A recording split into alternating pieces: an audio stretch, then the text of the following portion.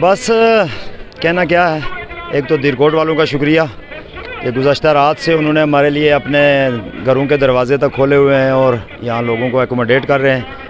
दूसरा, अपील करेंगे सारे लोगों से कि ये एक पुरअमन सियासी जदोजहद का मार्च है, तो सारे लोग इसमें बग़ैर किसी खौफ के, बग़ैर किसी डर के शरीक हों, ताकि जो 1 साल से चलने वाली ये जदोजहद है ये अपनी मंतकी अंजाम की तरफ जाए। तो ये बताएं कि आपने देखा कि यहाँ भी बड़ा क्राउड है, बिम्बर, कोटली और बाकी इलाकों से लोग यहाँ पे आ चुके हैं, बहुत सारी प्रॉब्लम्स का इनको सामना करना पड़ा, तो आगे की क्या सूरत हाल? देखें, अभी जिस तरह की ओवरऑल यहाँ पे सूरत हाल पैदा हुई है, उसके बाद तो मैं समझता हूँ कि किसी जगह पे इस मार्च के रास्ते में कोई रुकावट खड़ी करना या शुरका पर कोई रियासती दहशतगर्दी का कोई मामला करना, ये तो कतन ही गैर ज़रूरी होगा और उसके बहुत ज़्यादा नुकसानदेह नताइज निकलेंगे, असरात मुरतब होंगे।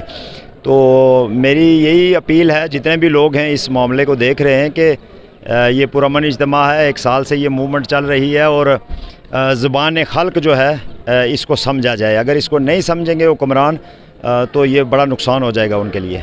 हुकूमत और अवामी एक्शन कमेटी के दरमियान जो मुज़ाकरात हुए हैं वो किस वजह से नाकाम हुए? बेसिकली ये झूठे और फ्रॉडी लोग हैं, ये कोई इतना बड़ा मामला नहीं था। ये जो अवामी एक्शन कमेटी के मुतालबात हैं, ये कोई भी ऐसे मुतालबे नहीं हैं कि जो कोई नई बात हो। यहाँ लोग कहते हैं जी ये नई बातें करते हैं। आटे पे सब्सिडी का मामला है तो ये भी बहुत पुराना मामला है, ये 47 से चल रहा है। इसी तरह जो अपने जो हाइड्रल रिसोर्सेज हैं उनके इस्तेमाल का जो मामला है और उसमें भी पैदावारी लागत पे जो इस्तेमाल का मामला है ये भी पुराना है और ये KH खुर्शीद के दौर में इसका एग्रीमेंट हुआ है। अशराफिया की मराहत भी हम देखते हैं कि ये 2000 के बाद की जो अशराफिया पैदा हुई है यहाँ पे पॉलिटिकल, जिनमें ज़्यादातर क्रिमिनल लोग हैं, ठेकेदार हैं, माफियाज़ हैं। ये वो वाले लीडर्स नहीं हैं कि जिनको हम बड़े बड़े अलकाबात से नवाजते थे और जो हमारी पहचान होते थे। अब ये माफियाज़ हैं, तो माफियाज़ के ख़ात्मे का मुतालबा भी कोई ऐसा मुतालबा नहीं है कि जो नाकाबिले अमल हो। तो बेसिकली ये डिमांड्स जो हैं इनका एक नोटिफिकेशन जारी करके तो इस सारे अनरेस्ट को जो है वो ख़त्म करना ज़रूरी है। अगर ये नहीं जारी करते हैं तो मैं कम अज़ कम अपने तजर्बे की बुनियाद पे आपको ये कहता हूँ कि ये मूवमेंट जो है ये बहुत कुछ फिर तब्दील कर देगी और ऐसा तब्दील करेगी कि इनके लिए फिर जगह नहीं बाकी बचेगी। बहुत शुक्रिया। मैडम, आप क्या कहेंगी? वाहिद खातून मुझे आप लग रही हैं कि इस इज्तिमा में शरीक हैं, इस मार्च के साथ जा रही हैं, तो कुछ कहेंगी? जी बहुत शुक्रिया। बस यही कहेंगे, यही पैगाम है लोगों को जो घरों में भी बैठे हुए हैं, जो रोडों पे भी हैं, कि हम आपके बच्चों के हकूक़ के लिए निकले हैं और हमारा इसमें कोई ज़ाती मफाद वाबस्ता नहीं है। जो प्रोपोगेट किया जा रहा है वो ऐसा कुछ नहीं है। आपके हकूक़ हैं, आपकी बात करने निकले हैं। बिजली आपके बच्चों को चाहिए, आटा आपके बच्चों को चाहिए, बुनियादी ज़रूरियात ज़िंदगी आपके बच्चों को चाहिए और हमारा सीधा दो टोक मुतालबा है हुकूमत को, वो मानना चाहिए। इन्होंने हर तरह के हरबे आज़मा के देखे हम पे। जब हम अपने शहर कोटली डिवीजन से निकले तो इन्होंने हम पे पथराव किया, शेलिंग किया। उसके बावजूद बड़ा काफ़िला जो है वो पुंछ में दाखिल हुआ। अब पुंछ में कल सारा दिन इन्होंने डिले टैक्टिस करके बारिश में लोगों को खज्जल और हराब किया। उसके बावजूद बड़ा काफ़िला दीरकोट पहुंचा है और अब दीरकोट से आगे सीधी मंजिल मुजफ्फराबाद ही है। तो हम बार बार ये कह रहे हैं कि हम अपने घरों में हर जगह ये बात बता के आए हुए हैं कि हम हकूक़ लिए बगैर वापस नहीं जाएंगे।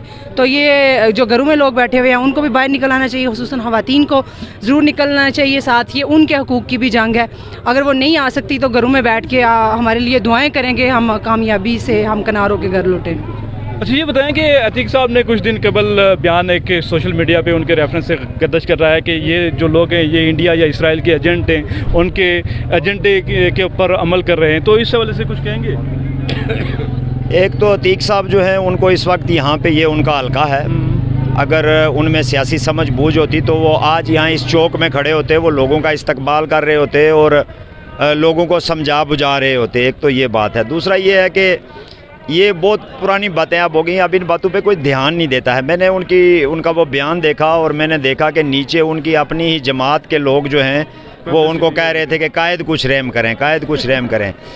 तो कायद को जो है वो ये असल कहीं में problem- पब्लिसिटी स्टंट तो नहीं है? जी जी, कायद तनहा हो गए हैं ना असल में। अब वो दीरकोट में भी तनहा हो गए हैं और बाकी भी तनहा हो गए हैं, लेकिन अभी तक उनको समझ नहीं आ रही कि मतलब मेरे साथ ये क्या हो रहा है। तो ये उन पे अफसोस किया जा सकता है, इसके अलावा क्या करें हम। तो क्या आप यूँ कह सकते हैं कि ये सारा उनके खिलाफ रेफरेंडम है? ये बिल्कुल उनके खिलाफ उनके घर के अंदर रेफरेंडम मौजूद है, अगर उनको नज़र आए।